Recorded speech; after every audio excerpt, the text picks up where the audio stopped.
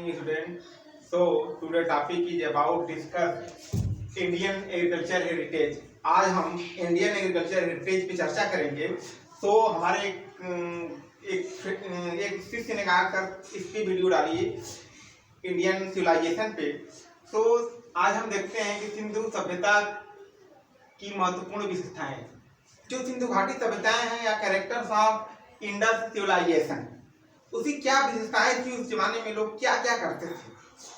देखिए, हमने लिखा है कि जो अपने विश्व में जितनी विशेषताएं विकसित थी उसमें दो ही विशेषताएं प्राचीन विशेषताएं थी। एक होता है मेसोपोटामिया की सभ्यता, दूसरा आता था चीन मिस्र की सभ्यताएं।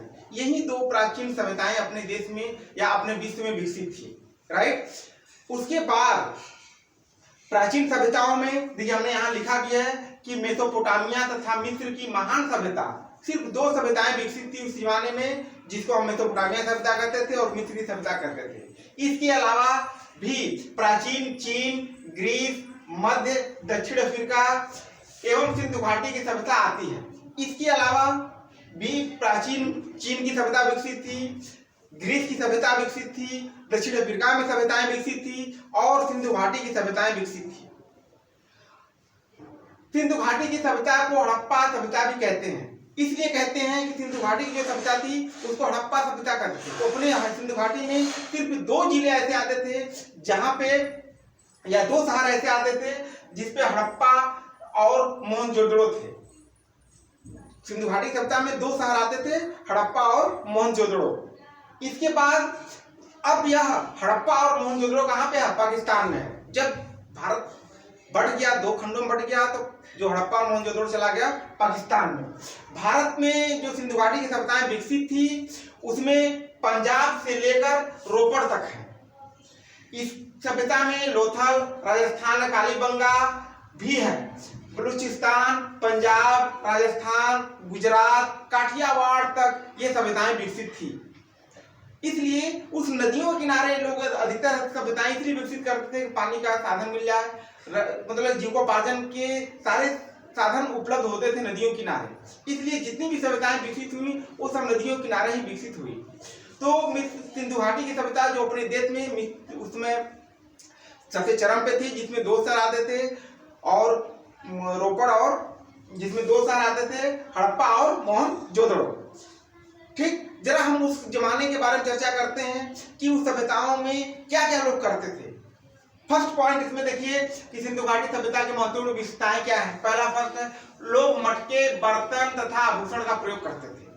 उस जमाने में लोग मिट्टी के बर्तन बनाते थे, मिट्टी के बर्तन को वो लोग यूज करते थे। मिट्टी के बर्तन के अलावा आभूषण पहनते थे और साज श्रृंगार भी लोग करते थे। श्रृंगार के नाम पे कुछ मिट्टी के भी और श्रृंगार थे, कुछ सोने चांदी के भी श्रृंगार हुआ करते थे, आभूषण हुआ करते थे। तो लोग पहला क्या है कि लोग मटके, बर्तन तथा आभूषण का प्रयोग करते थे, राइट। नंबर 2, परिवहन के लिए बैल चालित पहिए तथा पहिए वाली गाड़ी का उपयोग करते थे। आने जाने के लिए, सफर करने के लिए लोग पहिए वाली गाड़ी का प्रयोग करते थे। अब पहिए वाली गाड़ी लकड़ी की भी होती थी और मिट्टी की भी बड़ी बड़ी गाड़ियां बनती थी। इसलिए उस जो पहिए, बैल चालित पहिए होते थे लकड़ी के बनते थे, लेकिन कुछ छोटे मिट्टी के भी बनाए जाते थे, राइट। नंबर 3 है, इस दौरान पशुपालन पर अधिक महत्व दिया जाता था। लोग पशुओं को बहुत अधिक पालते थे। उसमें गाय, बैल, भैंस, ऊंट इत्यादि जो पशुपालन होता था उसमें लोग पशुओं को पालते थे। पशुपालन पर जोर दिया जाता था। जितने ज्यादा पशु हुआ करते थे उनकी उतना अधिकतर गणना की जाती थी धनी वर्गों में। तो उस जमाने में इस दौरान पशुपालन पर अधिक महत्व दिया जाता था। नंबर 4, गाय, भैंस, ऊंट, घोड़ा, गधा एवं मछली लोग पालते थे। देखिए हमने यहाँ बताया भी ना कि गाय, भैंस, घोड़ा, गधा, मछली का पालन लोग करते थे और बहुत शौक से करते थे। गाय भैंस को इसलिए पालते थे कि दूध देती थी। गाय भैंस और बैल को पालते थे कि इसे वाहन लोग चलाते थे, वाहन चालित थे।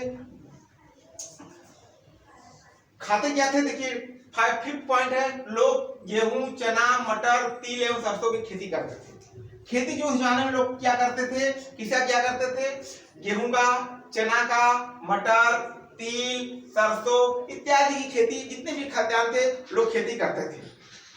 नेक्स्ट है छठा पॉइंट, कारीगर बढ़ई तथा अन्य लोगों को किसान वस्तु के रूप में भुगतान करते थे। सबसे बड़ी ज्यादा विशेषता यही थी, उस जमाने में जितने भी कारीगर थे, चाहे बढ़ई थे चाहे कोई भी कारीगर था, पैसा नहीं था।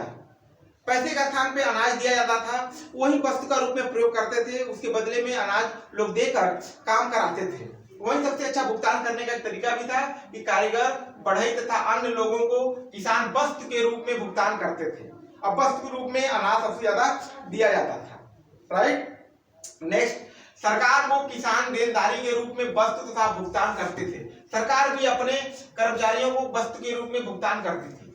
उसमें पैसा कम होने की वजह से जो लोग थे सरकार को वस्तु का रूप में देते थे, और सरकार भी अपने कर्मचारियों को वस्तु के रूप में ज्यादा से ज्यादा अनाज या कोई और वस्तु देकर उसका भुगतान करती थी, राइट।